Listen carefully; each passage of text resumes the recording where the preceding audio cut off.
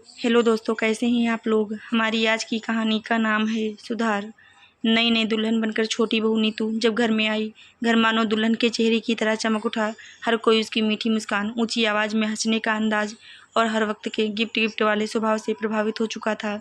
सास और ननद को गिफ्ट दे देकर उसने अपना पलड़ा शुरू में ही भारी कर लिया और उसके बोझ तले दब गई उसकी जेठानी। लेकिन उस चमक का असर सबसे ज़्यादा अनामिका के काम पर पड़ता था, जहाँ देवरानी के आने से उसकी जिम्मेदारियाँ पहले से दुगनी नहीं बल्कि 4 गुनी हो चुकी थीं, क्योंकि महारानी बनी देवरानी कुछ करने को तैयार ही नहीं थी। शादी के 5वें ही दिन सुबह सुबह सरला देवी ने अपनी तेज आवाज़ में पुकारा, अरे बड़ी बहू, जल्दी रसोई समेट ले, नीतू को अभी काम की आदत नहीं है, नहीं आई है, थोड़ा टाइम तो दो उसे, उसके भरोसे मत रहना, वह कुछ नहीं कर पाएगी।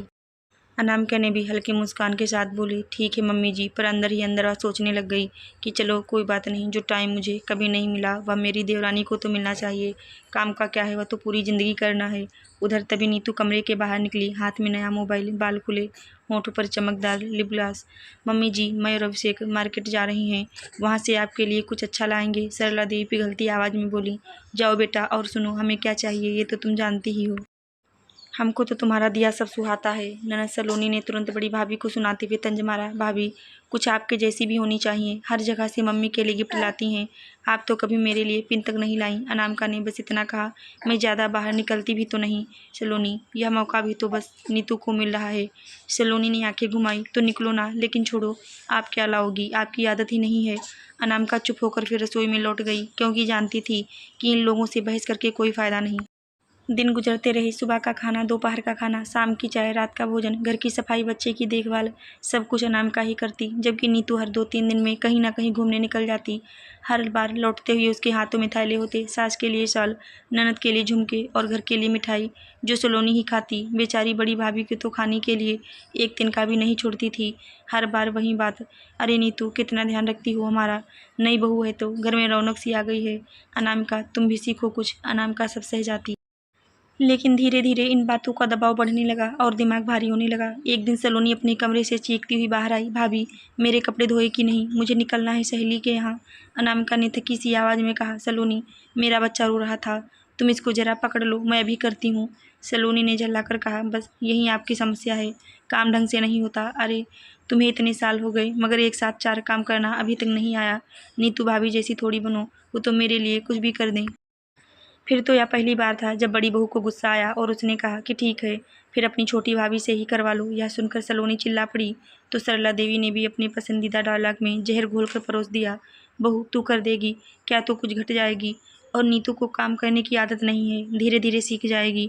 कमरे के कोने में खड़े उसके पति आलोक ने यह सब सुना, पर हिला तक नहीं। अनामिका ने उम्मीद से उसे देखा, पर उसने बस इतना कहा, मम्मी ठीक ही तो कहती हैं, तुम बड़ी हो, थोड़ा ज़्यादा काम संभाल लोगी तो क्या हो जाएगा। अनामिका के अंदर का घाव और गहरा हो गया।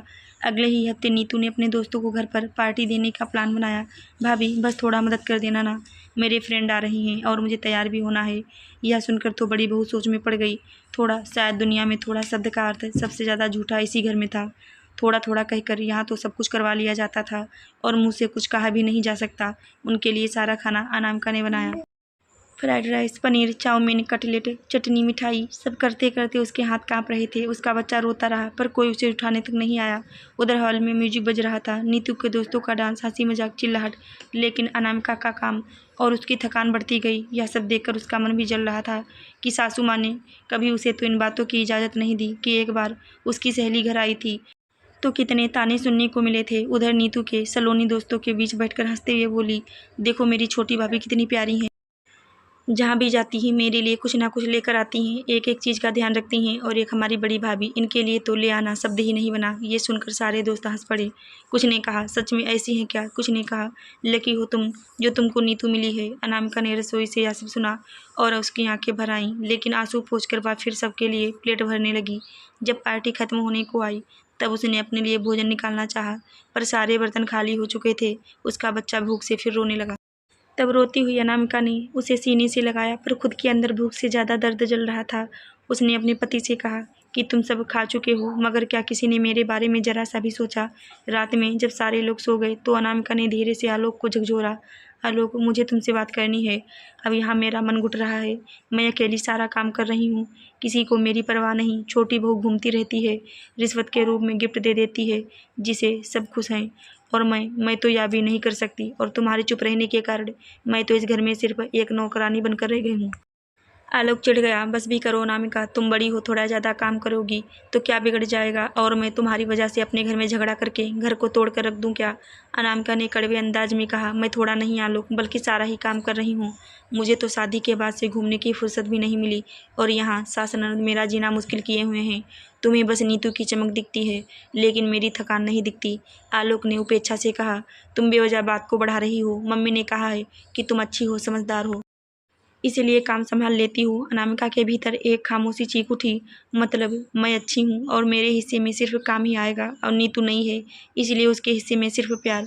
यह सुनकर तो आलोक उसकी आंखें फाड़कर देखता रह गया, मगर इस बार वह कुछ बोली नहीं। उसने बस अपने बच्चे को उठाया और खिड़की के पास जाकर खड़ी हो गई। चांद की रोशनी उसके आंसुओं को और चमका रही थी। उस रात अनामिका ने कसम खाई, अब वह चुप नहीं रहेगी। खिड़की पर बैठकर अनामिका रात भर रोती रही। एक सुबह नीतू कमरे से निकली, पैर में सैंडल, हाथ में मोबाइल, और आवाज़ में अकड़, भाभी जरा चाय बना दो ना, और हाँ, अदरक ज़्यादा डालना, मेरा गला थोड़ा ख़राब है। अनामिका ने कहा, नीतू आज मेरा बच्चा बुखार में है, अपने लिए चाय तुम खुद बना लो। नीतू ने बीच में ही हाथ उठाकर रोक दिया। अरे भाभी प्लीज़, आपको तो सब आता है, मुझे तो अभी चूल्हा जलाना भी ठीक से नहीं आता। आपका तो ये रोज़ का है ना, यह तो बीमार होता ही रहता है, तो क्या आप घर के सारे काम नहीं करती? तभी सलोनी ने भी आकर मौके पर तीर मारा। हाँ भाभी, आप तो एक्सपर्ट हो, नई भाभी से क्यों उम्मीद करती हो? सरला देवी भी वहीं आ गई। सही कह रही है नीतू, बड़ी बहू तू कर ले, किस बात पर इतना अकड़ रही है? तीनों एक साथ होकर बड़ी बहू के खिलाफ बोलने लगी और उस पर काम का दबाव बनाने लगी, तो फिर उस पर भी बोझ का पहाड़ बढ़ता गया। कभी धोबी नहीं आया तो काम अनामिका के सिर, कभी जल्दी गैस खत्म तो अनामिका की गलती, और तो और अगर बरामदे में कुत्ता घुस आया तो भी अनामिका का ध्यान नहीं, और सब उस पर सवार हो जाते थे। बच्चों की गेंद से अगर घर में खिड़की टूटी तो अनामिका ने देखा नहीं, तो नुकसान का बोझ भी बड़ी बहू पर डाल दिया जाता था। और सबसे खास जब नीतू ने एक दिन कहा, भाभी मैं आज नाखून बनवाऊंगी, प्लीज़ आज खाना भी आप ही बना देना, तो अनामिका ने पलटकर पहली बार थोड़ा कड़वा कहा, नीतू नाखून हाथ में है, जिम्मेदारी सिर में, तुम्हें काम तो करना ही पड़ेगा। नीतू ने आंखें फैलाकर कहा, ओहो ये तो अलग ही बोलने लगी।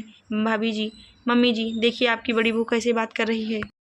सरला देवी दौड़ी आई। अनामिका तुमसे कह दिया है 1000 बार, नीतू नहीं है, कम से कम उससे तो मीठा बोल लिया कर, हमसे तो तेरा मुँह तना ही रहता है। अनामिका मुस्कुरा दी। मीठा? क्या हर बार मीठा मुझको ही बोलना पड़ेगा? और यह तो बताइए, यह पुरानी कब होगी? सरला देवी उसे घूरती रह गईं, लेकिन इसके बाद तो बड़ी बहू पर सासू माँ और भी सख्त हो गईं। अब तो उसके लिए यह घर एक कैद खाने के बराबर हो गया। दिन भर अनामिका का शरीर थक जाता, पर उसका मन हर दिन और सख्त होता गया कि आखिर कब तक सहूंगी। नीतू का नया शौक शुरू हो गया। हर वक्त वीडियो बनाना और उनको सोशल साइट्स पर डाल देना। आवाज़ दे देकर कहती कि भाभी लाइट ठीक कर दो, कभी कहती भाभी ये ड्रेस स्टीम कर दो, कभी कहती भाभी ये वीडियो में मेरा दुपट्टा पकड़ लोगी, और तो और कभी कभी तो कहती भाभी मेरे लिए नींबू पानी बना दो, शूट करके आई हूँ। सासू माँ तो छोटी बहू के इस रूप पर निहाल हुई जा रही थी, और सबसे कहती थी कि मेरी छोटी बहू तो बहुत मॉडर्न है।